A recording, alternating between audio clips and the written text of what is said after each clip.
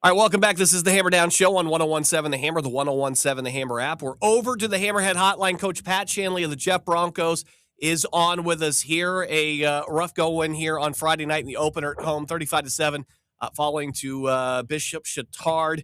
They'll turn around and have to host a Merriville team that went to a state championship game last year. So a really tough opening to the season. Coach, great to have you back here as always. We talked last week. We knew Chatard was going to be a tough team. You point out nobody's won more state championships in Indiana high school football history than Chatard. And, we talked about maybe a little bit of youth on your side as well. Maybe some of that inexperience showing a little bit last week. I don't know. Tell me about this. What happened here? Yeah, we know what they are, and we know who they are, and it's 2 years of playing them, and they've not made any mistakes. They don't beat themselves. We started out, I don't know if there's first game, first season jitters. We had 23 guys that were playing their first extended varsity action on Friday night, which is a much larger number than we've had the last 2 years. And, I'm not saying our youth showed, but, I think maybe as coaches we found out a little bit more about what we have, who we have, and we got to do a better job of putting those guys in a position to be successful. But I was proud of our kids' fight, man. We're down 21-0 early. We had 3 different possessions where we could cut into that. We cut it to 7-21, and then 3 possessions following that where we could have cut into it again. A few tough breaks during the game.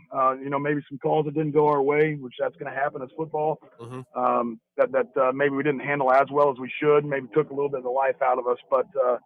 Overall, Jared, for 3 quarters, I thought we fought really, really hard and competed really hard with a really, really good football team.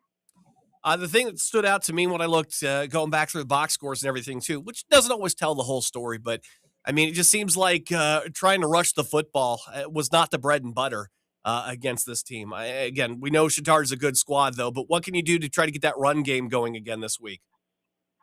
We got to make sure, that we got the right personnel in there. And I think we've got some things that maybe some changes without giving away the goods that we're going to do that can hopefully, get that going. We ran the ball really well against some really good teams over the summer. So obviously we weren't really, really happy, I guess, with our performance against Chatard. But, again, tip your cap to them. They're really, really good in the box, and they do a great job of just being gap sounds and making you work for it. So we popped a few. We got to find ways to make third level defenders miss and create some more explosives and try to stay ahead of the chains. Because that really, honestly, Jared, that was something we did a poor job of. We were off schedule. We were not very good on first down. We weren't really good on second down most of the night. And again, tip your cap to Chatard because a lot of that had to do with them.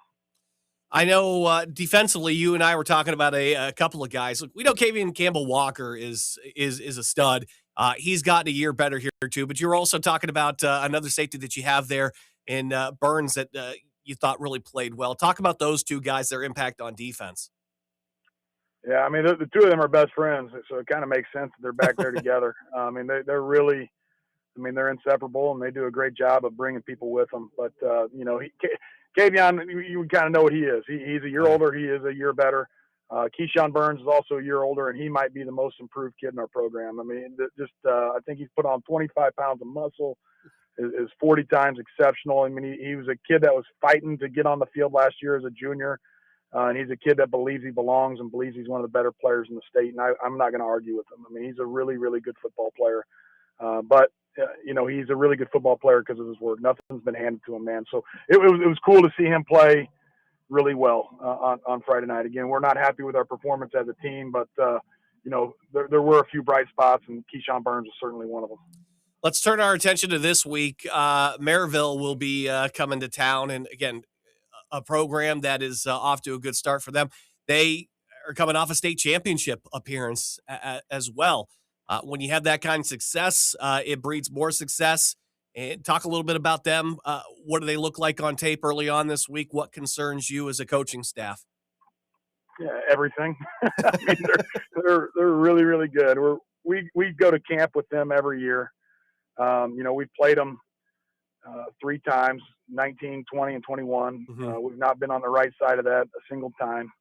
It's the same coaching staff, and their makeup looks very similar to what it always has been. So they're exceptionally well coached. Their kids play exceptionally hard. They're always fired up to play us, whether it's at camp or whether it's in the playoffs. When we've seen them. So yeah, to answer your question, man, they've got a preseason Mr. Football candidate, Michael Hill at quarterback. He gets hurt in the state championship game last year against New Pal. If he doesn't get hurt, I'm not saying it's a different outcome, but it's certainly a different game. He's electric. He's a really, really good football player. And then they got a kid with the last name Jordan, number 21, at running back, who they like to feed the ball to and really feature. They got a couple sub-11 100-meter kids playing receiver that can just flat out go. They're big up front. And then defensively, it's going to be another tough week of running the football, man.